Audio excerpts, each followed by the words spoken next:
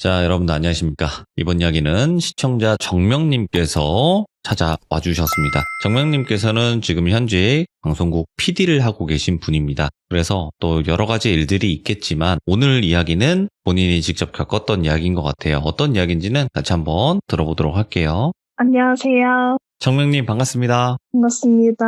네, 아이고. 지금 현재 방송국에서 PD를 하고 계신 거죠? 네, 맞아요. 네, 근데 뭐 어디 방송국이다, 어떤 뭐 곳에서 PD를 하고 있다, 이거는 말씀은 안 하실 거예요, 그죠? 네. 네. 그러면 오늘 해주실 이야기가 저는 네. 굉장히 하이브리드 형식이라고 생각을 해요.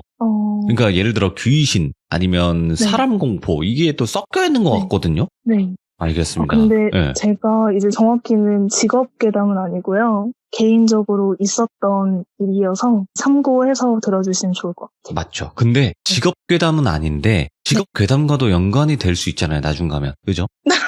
그렇잖아요. 네. 예, 그 부분이 있어요. 그러니까 이게 시간이 조금 예전으로 갔다가 이제 현재로 좀 돌아오는 네. 그런 이야기이기 네, 때문에 맞아요. 알겠습니다. 자, 네. 긴장하지 마시고 편하게 해주시면 네. 됩니다. 네.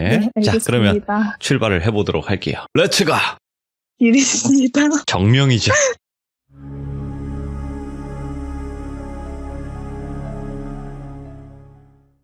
일단은 제가 직업을 공개를 하는 게 맞나 싶었는데 이야기상 앞에서 먼저 얘기를 해야 될 것 같아서 저는 지금 현재 방송국 PD로 일을 하고 있고 PD가 되기 전에 대학교 졸업을 하고 좀 공백기가 있었어요. 네.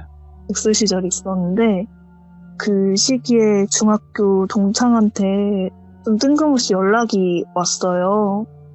근데 이제 저는 이 친구가 중학교 때 이후로 번호를 바꾸고 그 뒤로는 행방을 알 수가 없었어서 제 번호를 어떻게 알고 안부 인사를 하더라고요. 연락이 왔구나. 네. 그래서 이제 실은 전부터 연락을 계속 하고 싶었는데 고민하다가 용기 내서 이렇게 한다 얘기를 하더라고요. 그래서 저도 어떻게 지내는지 얘기하다가 걔가 한번 만나서 얘기를 더 하자 이러더라고요. 근데 보통 이렇게 막 10년 넘게 갑자기 연락 오는 경우가 좋은 경우는 많이 없잖아요. 다단계나 네. 아니면 뭐 팔려고 하거나 네. 그렇죠, 대부분이. 네. 그래서 좀 쎄해가지고 그 친구랑 심지어 친하지는 않았거든요. 저는 제 기억에는. 이 친구에 대해서 설명을 좀 하자면 중학교 때 잠깐 놀았던 친구고 당시에 생각을 해봐도 정상적인 친구는 아니었어요. 왜요? 본인을 무당이라고 얘기를 하고 다니고 예. 실제로 부모님인지 뭐 할머니인지는 모르겠는데 가족 중에 무당이 있고 본인도 신기가 있다. 네. 본인 입으로 이렇게 얘기를 하고 다니던 친구였거든요. 그러니까 이제 저희 중학교 때 저는 원래도 공포 호러 이런 쪽에 되게 광팬이었는데 당시 저희 학교에 무서운 이야기 붐이 일었어요. 그래서 이제 원래 친구들끼리 무서운 이야기 책자 있죠. 그 500원, 1000원짜리 하는 뭐 그런 무서운 게 딱 무서운 좋아 이야기. 그런 네. 거구나. 맞아요. 그런 거 맨날 사가지고 돌려 읽으면서 그러던 도중에 이 친구에 대한 소문이 난 거죠. 귀신을 보는 애가 있다. 심지어 점을 봐준다. 신기가 있다. 이런 얘기가 들려오는 거예요. 근데 되게 궁금하잖아요. 그리고 이제 친구들끼리는 서로 알고 있는 무서운 이야기도 이제 다 털어가지고 없는 상태고 그 시점에 그 얘기가 들리니까 친해지고 싶은 거죠. 그 친구를 유리라고 할게요. 예. 그래서 유리한테 점심시간마다 저랑 친구 한 명이랑 가서 무서운 이야기를 해달라고 했어요. 근데 그 친구가 처음에는 좀 낯을 가리는 것 같더니 계속 부탁을 하니까 무서운 이야기를 해주는데 얘가 해주는 얘기들이 진짜 다 완전 짜릿한 거예요. 오, 예. 그때 하나 아직도 기억이 나는 게 걔가 얘기해줬던 것 중에서 자기가 잠을 자다가 꿈을 꿨대요. 근데 꿈인데도 의식이 있는 거예요. 그래서 이제 자기 방을 돌아다니는데 밖에서 막 방울소리랑 시끄러운 소리가 들려가지고 나가봤는데 어떤 무당처럼 보이는 할머니가 자기 집 마당에서 춤을 추고 있더래요. 그리고 이제 그 할머니 발 밑에 조그만 유치원생처럼 보이는 어린애가 되게 단단한 나무 토막처럼 가지런히 누워있더라는 거예요. 반 속에 누워있는 형상처럼. 예. 그리고 이제 그 할머니가 입은 옷을 보니까 색동저고리 같은 걸 입었는데 몸에 맞지 않는 되게 어린아이 옷을 막 우겨 입은 채로 방울을 흔들면서 막 신명나게 춤을 추고 있었대요. 그래서 제가 꿈이긴 한데 어쨌든 이제 기분이 나쁘니까, 왜냐면 자기 집 마당에서 춤을 추고 있으니까 할머니한테 여기서 지금 뭐 하시는 거냐, 빨리 나가시라 소리를 질렀는데 자세히 보니까 자기 친할머니 얼굴이더라는 거예요. 그리고 누워있는 어린아이도 자세히 보니까 자기 어릴 적 얼굴이었다고. 그래서 이제 그런 얘기를 해주는데 그걸 듣고 진짜 클래스가 다르구나. 오. 빨간 유지, 파란 유지 이런 얘기랑 차원이 다르다. 너무 재밌다. 해서 예. 이제 내일 점심시간에 걔를 찾아가서 이제 쫀 거죠. 얘기 들려달라고. 근데 걔도 귀여운 게 맨날 새로운 얘기를 준비를 해오더라고요. 그래서 이제 나중에는 시간 아끼려고 하나라도 더 들어야 되니까 점심을 아예 같이 먹자 이렇게 돼서 좀 친해지게 됐거든요. 그러다가 이제 언제 한 번은 학교 다 끝나고 방과후에 남아서 유리랑 저랑 제 친구 한 명이랑 이렇게 셋이 같이 걔네 반으로 가서 얘기를 하는데, 교실에 그때 저희 셋 분이었거든요. 근데 유리가 사실 이거는 비밀인데 이러면서 얘기를 하는데, 내가 사실 신기가 있다. 예. 그래서 연가를 보기도 하고 사실 이때까지 너희한테 해준 얘기가 지어낸 게 아니라 내 경험담이다 이러는 거예요. 아, 실하다. 네. 근데 이제 저희는 알고 있었죠. 왜냐면 그 소문을 듣고 걔가 귀신을 본다는 소문을 듣고 온 거니까. 그래서 덤덤하게 듣고 있었는데 얘가 또 하는 말이, 내가 현재 영가를 모시고 있다. 그러면서 내일 아침 일어나면 내가 모시는 신한테 기도를 한다. 본인 입으로 이제 자기가 무당이다 사실 이런 얘기를 하면서, 누군가를 저주하는 기도를 하면 내가 지금 신발이 너무 좋아서 정말 잘 들어맞더라. 뭐야? 너희도 내 친구들이니까 저주하고 싶은 애가 있으면 말해라. 누구든지 저주해주겠다. 이러는 거예요. 근데 이제 옆에 있던 또 한 명의 친구가, 걔가 사이가 안 좋은 친구가 있었어요, 그때. 그래서 이제 덥석, 그러면 나 누구누구 저주해달라 얘기하니까 유리가 바로 알겠다면서 필통에서 지우개랑 볼펜이랑 이런 걸 꺼내더니 탑을 쌓는 거예요. 예? 막 펜으로 탑을 쌓고 그 맨 위에 지우개를 올려놓더니 거기에 샤프심 2개를 꺼내서 딱 꼽는 거예요. 저희 그 점집 가면은 향초 피워놓고 기도드리잖아요. 예. 네, 그런 것처럼 해놓고 막 손을 비비면서 몸을 앞뒤로 막 흔들면서 기도를 하기 시작하는 거예요. 교실에서. 근데 저는 아직도 그 모습이 너무 생생하고 너무 해괴했거든요. 진짜 무당 같아 보여서. 좀 제대로 볼 수가 없더라고요. 그리고 이제 그 기도를 되게 꽤 오래 했던 것 같은데, 네. 끝나고 이제 공책을 쫙 찢더니 거기에 부적도 막 써주고 주머니에 가지고 다니라고 쥐어주더라고요. 근데 이제 저는 딱 그걸 보고 마음 정리를 좀 했던 것 같아요. 얘는 좀 멀리 해야겠다.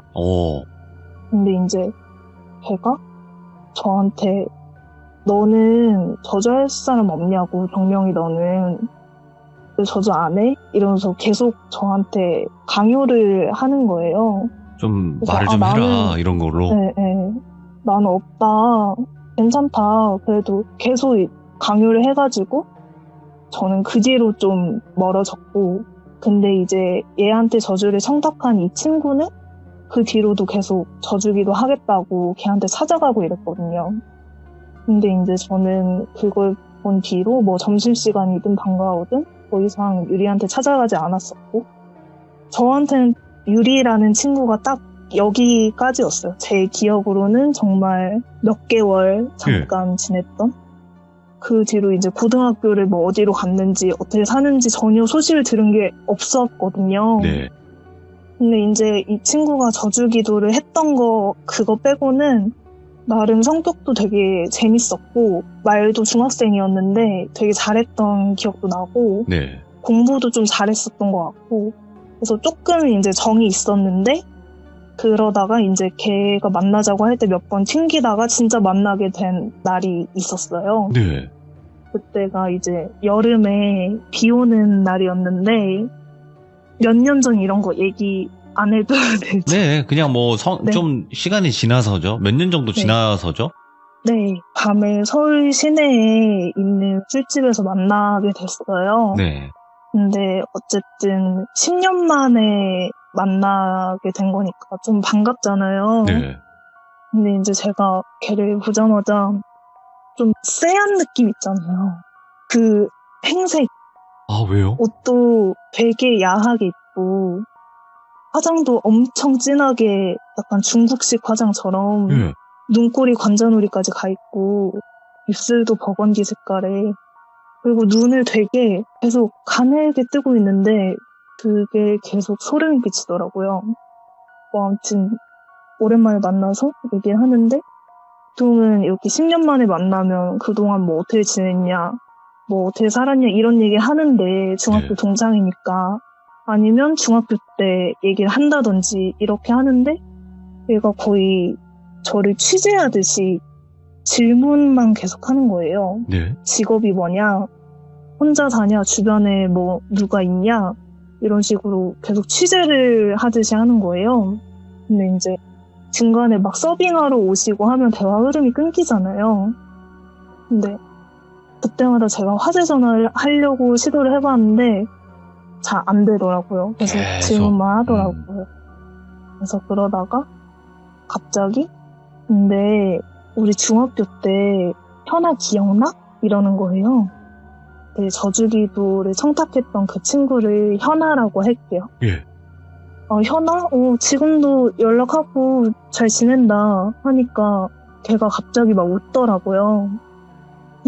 잘 지낸다고? 이렇게 대묻더라고요. 근데 이제 그때 제가 방송국 들어가려고 준비하던 때라 네. 친구들을 잘 못 만나가지고 뭐 몇 개월 전까지 만났었고 연락했다 하니까 그 친구가 대뜸 걔 신받은 거 알아? 이러는 거예요. 뭐야?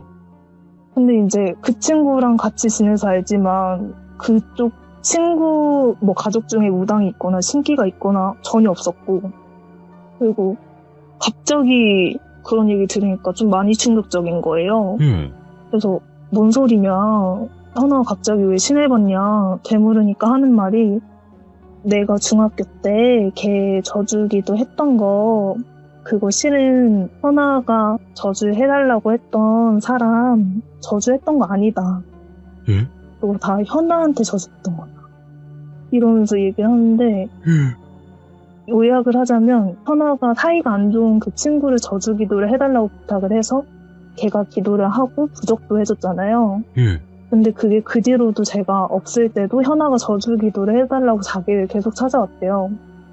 근데 이제 자기는 선심 쓰는 식으로 저주기도를 해주겠다고 얘기를 한 거지 뭘 맡겨놓을 물건 찾듯이 오니까 짜증이 나더라고요. 예. 그 타이밍에 자기가 모시는 신이 시켜서 저주의 대상을 그 현아 친구가 아니라 현아를 향해서 바꿨다고 하더라고요. 그게 그 신이 자기가 시켰다고 얘기는 하는데 정확한 건 모르겠고 근데 이제 그 친구가 신발이 너무 잘 받으니까 걔한테 귀신이 들어갔고 결국 신을 받아서 걔가 무당이 됐다 이런 식으로 얘기를 하는 거죠. 그러면서 나도 어쩔 수 없었다 되게 당당하게 그리고 이제 자기도 현아가 그렇게 된 걸 보고 진짜 그렇게 된 걸 보고 누군가를 저주하면 진짜 그 저주가 다 자기한테 돌아오는 거라고 느꼈다. 네. 너 그때 나한테 저주해달라고 안 하길 천만다행으로 알으라고 그렇게 얘기하는 거죠. 그래서 더 이상 걔랑 같이 있으면 진짜 정신병 걸릴 것 같아가지고 집에 가야겠다고 하고 좀 서둘러 나왔어요. 그리고 이제 현아라는 그 친구한테 연락을 해서 우선 만나자 해서 만났거든요. 근데 애가 얼굴이 완전 초췌해서 정말 딱 봐도 아픈 사람이잖아요. 그 상태로 나오는 거예요. 그래서 너 상태가 왜 그러냐 했더니 요새 악몽을 꿔서 잠을 통 못 잤는데 그 악몽이 좀 특이하대요. 예. 그래서 무슨 꿈이냐 했더니 꿈에서 계속 자기 집 냉장고가 바나나로 가득 차서 냉장고 문이 안 닫힌다는 거예요. 근데 이제 냉장고 문을 아무리 닫으려고 해도 안에 바나나가 너무 많아서 바나나를 다 꺼내서 정렬도 해보고 까서 먹어도 보고 버려도 보고 하는데 뭘 해도 바나나가 너무 많아서 안 닫힌다는 거예요. 그래서 꿈꾸는 내내 바나나 때문에 그러고 시달리고 있다가 마지막에 깰 때쯤에 귀신이 방문을 열고 들어와서 자기를 죽여서 그러고 꿈이 항상 깬다고 하더라고요. 근데 저는 들었잖아요, 유리한테. 예. 얘가 신받았다는 얘기를 들었는데 얘기를 듣고 보니까 아무래도 얘가 신받기 그 직전에 막 몸이 안 좋아지고 신병. 네, 그런 징조가 오는 단계인 것 같더라고요. 그래서 그냥 솔직하게 얘기를 했어요. 사실은 나 유리를 만났다고. 근데 너 얘기를 하더라 하면서 얘기를 해줬는데 걔가 그거를 듣더니 정말 펑펑 울면서 정말 서럽게 울면서 내가 그때 져주기도 해주는 품삯으로 바나나를 줬었다고 헐. 이러더라고요. 뭔 얘기냐 했더니 걔네가 점심을 같이 먹었다고 했잖아요. 근데 이제 급식으로 바나나가 나올 때마다 걔한테 바나나를 줬대요. 고맙다고. 그래서 저도 너무 소름이 끼쳐서 안 되겠다고 너 무당 찾아가 봐라. 이대로 냅두면 너 진짜 위험해질 것 같다. 얘기했는데 얘가 나 너무 무섭다고. 나 진짜 신받아야 되면 어떡하냐. 그래서 막 새벽까지 계속 울다가 겨우 진정시켜서 걔 집에 보내고 그 뒤로는 진짜 연락이 간간이 됐어요. 3일에 한 번 답장하고 이런 식으로. 되게 많이 아픈 것 같더라고요. 근데 이제 좀 무서운 거는 연락이 오는 것도 답장이 오는 것도 오늘은 꿈에서 바나나에 벌레가 꼬이기 시작해서 마지막에는 냉장고가 벌레로 가득 찼다. 너무 역겨웠다 정명아 나 어떡하냐. 이런 답장이 오기도 하고 그러다가 이제 서서히 연락 텀이 길어지더니 연락이 아예 끊겼고 이게 벌써 4년 전 얘기여가지고 그래서 연락을 해도 받지도 않고 그런 상태가 됐거든요. 예. 그리고 이제 그 일이 있고 몇 개월 뒤에 제가 방송국을 취직을 했어요. 네. 저 지내고 있는데 제 인스타그램 DM으로 연락이 온 거예요. 모르는 아이디로. 네. 근데 이제 그 내용이 제보하고 싶은 게 있어서 연락드렸다. 이렇게 딱 온 거예요. 예. 저 이제 제가 인스타그램도 공개 상태고 게시글 중에 회사에서 찍은 그런 관련된 글이 있어가지고 그거 보고 연락을 줬나 싶었는데 이제 제가 있는 프로그램이 그때 실땡 탐사대 그런 프로에 있는 게 아니어서 무슨 제보지 싶더라고요. 그러니까 그런 프로가 네. 아닌데 제보가 오니까. 네네. 그래서 제가 좀 있다가 무슨 제보요? 이렇게 보내니까 바로 읽음이 뜨더라고요. 그래서 답장이 제가 말하면서도 너무 소름 끼쳐가지고 제 친구가 저 때문에 무당이 됐는데 어떡하면 좋죠? 저 근데 진짜 장난이었거든요. 취재해주시면 안 될까요? 이렇게 온 거예요. 네, 걔잖아요. 와. 그래서 제가 그거 보고 진짜 소리 지르면서 핸드폰 던지고 바로 차단하고 비공개로 돌리고 그런 일이 있었습니다. 아니 그러면 네. 왜 정명님한테 자꾸 그럴까? 그러니까요. 그러면- 저도 그게 너무 이상했어요. 와. 그러면 정명님이 생각하시기에도 그거겠네요. 어차피 저주를 해달라고 했던 사람이나 네. 저주를 해줬던 사람이나 도찐 개찐인데 왜 자기가 해준다고 해놓고 그렇게 변덕을 부려서 역으로 그렇게 했을까? 그거는 저는 그 무당이라고 했던 그 네. 친구도 제정신이 아니라고 네. 생각을 하거든요. 맞아요. 확실히 맞잖아요. 제정신이 아닌 것 같아요. 그러니까 허주의 시여도 단단히 시인 거죠. 제가 봤을 때. 네. 그런 시인이 어딨어요. 근데 너무 소름 끼치는 게 이제 그런 얘기를 하면서 본인에게 확신이 찬 그런 느낌? 되게 당당하고 지금도 그런 게 더 소름 끼쳤던 것 같아요. 지금도 또 제 방송 보고 있을까봐 좀 그래. 사실 볼 것 같아서 느낌상. 그리고 또 그래서, 어디선가는 네. 저주를 대행을 해주고 있을 거예요. 저주기도 해준다고. 잘 먹힌다 이러면서. 그래서 진짜 조심해야 될 것 같아요, 이런 거. 제가 워낙에 막 사주 보고 점 보고 이런 걸 좋아했는데 그 일이 있고 좀 조심하게 되는 게 있는 것 같아요. 참 희한하네요. 자기가 저주하고 그 저주 대상이 잘못됐다라는 거를 자랑하고 싶어 하는 느낌이 들었거든요. 방송에 내보낸다라는 거는 공론화를 시키겠다는 뜻인데 그런 느낌을 좀 받았다고 해야 되나? 좀 그런 생각도 들었고요. 섬뜩하네 이거 진짜. 조심해야 너무 돼요. 무섭네요. 네. 저주는 뭐 저주를 하는 대상이 있겠지만 자기도 돌아온다고 하잖아요. 그러니까 조심해야 될 것 같고 일단은 정명님께서 겪었던 이야기인데 또 두 번째 네. 이야기도 있나요? 네, 돌비님이 부탁하셔서. 아유, 좋죠. 아니, 왜냐면, 네. 방송국 쪽에는 또 귀신 얘기 많기도 하고, 네. 그렇잖아요, 사실. 네. 이랬다더라, 저랬다더라, 뭐 이런 얘기도 많겠지만, 네. 너무 많기 때문에 또 한번 요청을 드렸는데, 귀신인가요? 아니면 뭐 사람이 무서운 이야기는 아닐 거 아니에요? 네, 귀신이고요. 예. 그리고 이거는 제가 겪은 건 정말 희한하게 좀 귀신을 보거나 이런 적이 한 번도 없어가지고 네. 저희 선배를 좀 급히 쪄가지고 얘기 하나 가져왔는데 이거는 이제 저희 선배 경험담이고 몇 년 전에 다큐를 하셨어요.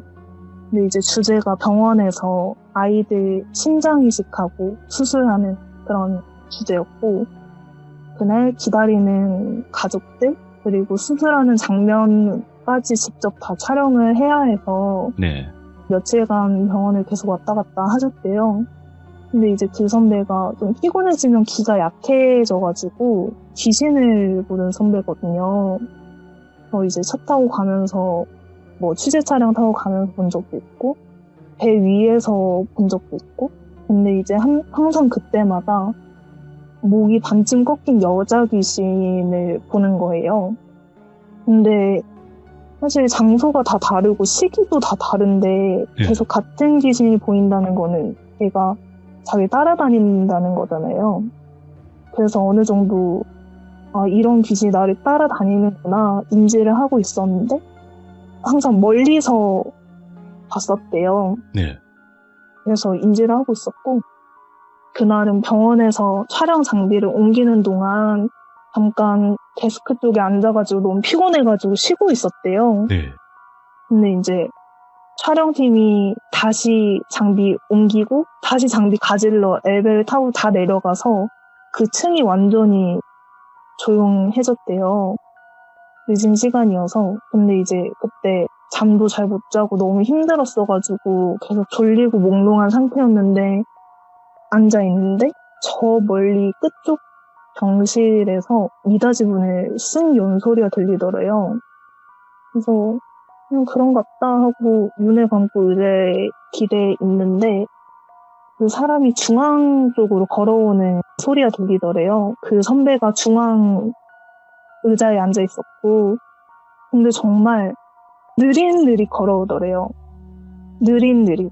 그래서 간호사는 아닐 거고 뭐 다리 다친 환자인가 보다 했는데 중앙으로 이제 자기 앞까지 천천히 걸어오는 소리가 들리는데 지나쳐 가야 되는데 자기 앞에서 딱 멈추더래요. 그리고 멈춘 채로 가만히 있는 게 느껴지더래요. 근데 선배는 눈을 감고 있었고 너무 무서워서 차마 눈을 못 뜨고 촬영팀이 다시 올라오기만을 기다렸대요. 눈 감은 채로. 이렇게 한참 있었는데 막 긴장되니까 속이 울렁거리고 막 그 상태로 있었는데 엘리베이터가 띵동 하고 도착하는 소리가 딱 들려서 아, 여기 왔구나 싶어서 딱 눈을 떴는데 눈앞에 못 꺾인 여자가 서서 바로 얼굴 앞에서 자기 쳐다보고 있는 거예요. 근데 아직도 기억이 나는 게 눈알이 실핏줄 터진 것처럼 아예 빨갰대요. 흰자가 없이. 그래서 바로 혼절했다고 하더라고요. 그러다가 이제 혼자 실신했다가 아마 얼마 안 있어서 촬영팀 소음 때문에 혼자 깼는데 이제 촬영팀은 이 선배가 너무 피곤해가지고 그냥 혼자 자나보다 하고 안 깨웠다고 하더라고요. 그런 얘기가 있었습니다. 아니 그러면 그분은 귀신을 보시는데도 그 일을 하시는 네. 거네요?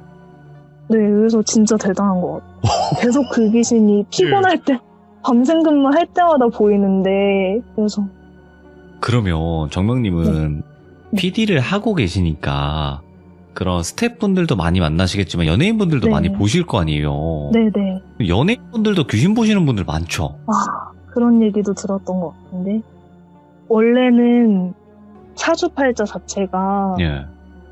연예인이랑 무당이랑 사주팔자가 비슷하다고 하잖아요. 맞죠? 예.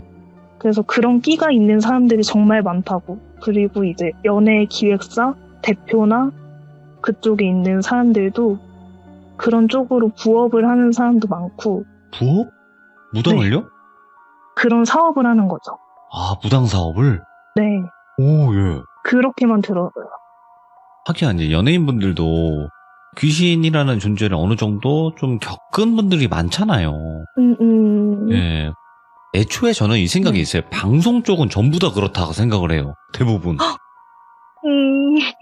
어때요? 그 생각이 좀 맞는 것 같아요. 방송 쪽이라는 일 자체가 네. 좀 그거와 연관이 되어 있을까 이런 생각도 들고요. 어떻게 그 생각하세요? 부분은 선배들이 좀 쪄봐야 될 것 같아요. 제가 보도 쪽에 있어가지고 아, 예. 보통 막 뉴스 이런 거를 해가지고 제작을 하진 않거든요. 네. 근데 그럼에도 불구하고 연예인들은 많이 보는데 아나운서분들, 기자분들.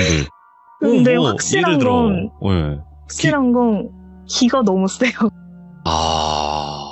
오히려. 아나운서도 그렇고, 네, 연예인도 그렇고, 정말 확 눌리는 게 있어요. 제가 사주를 봐도 제가 귀신 안 보는 이유가 기가 세서 귀신을 안 본다는데, 그럼에도 불구하고, 이게 기가 확 눌리는 느낌이 있는 것 같아요. 좀 압도당한다, 이런 게. 그런 것 같아요. 네, 가만히만 있어도. 근데 아무래도 방송은 되게 예민하잖아요. 네. 찍는 사람도 그렇고, 앞에서 이제 무언가를 하셔야 되는 분들도 되게 예민하니까 좀 더 네. 극대화가 되는 건가 이런 생각도 들고요. 그런 것 같아요. 야, 앞으로 우리 또 정명님께서 정확히는 모르겠지만 선배님들을 쪼신다고 했어요. 네. 한번 쫙보면 또 이게 듣기 힘든 또 직업괴담이라든지 이런 것들이 좀 나올 것 같아요. 그래서 괜찮으시다면 정명님께서 한번 선배님들을 싹 한번 훑어보시는 게 어떨까 이런 생각을 합니다. 또 만나신 또 아나운서분도 계실 거고요. 네, 그렇게 대신 전달해준다. 그 대신 익명은 철저하게 보호를 한다. 라고 또 말씀해 주시면 더 좋을 것 같아요. 네, 내일부터 본격적으로 시작해보겠습니다. 감사합니다. 감사합니다. 네. 아니, 왜냐면요, 여러분들 아시다시피 방송 쪽은 거의 무한입니다. 무한. 이야기가 무한이고 워낙 선후배 간의 그런 이제 역사도 깊고 하다 보니까 또 여러 가지 이야기들이 많이 나올 것 같아요. 그렇다 보니까 우리 또 정명님께서 오늘 해주신 이야기도 또 선배님이 겪었던 이야기도 포함이 되어 있었지만 본인이 또 직접 겪으셨던 저주기도 해주는 그 친구분을 아직도 잊을 수 없다. 근데 이거는 제가 들었어도 너무나 소름 끼치는 그런 이야기였던 것 같아요. 그리고 마지막에 DM으로 연락이 왔다라는 것 자체가 너무 소름 끼치는 것 같아요. 굳이 그렇게까지 했었어야 되나? 이런 생각도 하고요. 혹여라도 제 방송 보고 계시면 저주 기도는 하지 않으시길 바라겠습니다. 시청해주신 모든 분들 감사드립니다. 고맙습니다.